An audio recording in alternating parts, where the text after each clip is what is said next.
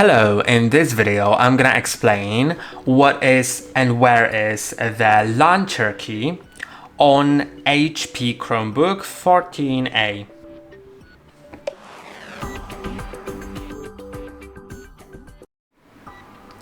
The launcher key replaces the caps lock. On other keyboards, here, you'll see a caps lock, but on Chromebooks, it is a launcher key, which lets you open the launcher with apps, just like app drawer on Android or the launcher on MacBook. And it's basically it. But if you want to use the caps lock, then instead of pressing here, you'll need to press on this key, the launcher key, combined with Alt, preferably the left Alt, by the way, if the right Alt won't work with that.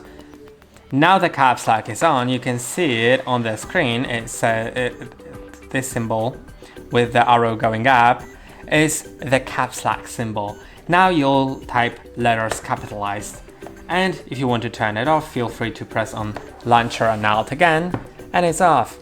And I hope it was helpful. Don't forget to like and subscribe, and see you in the next one.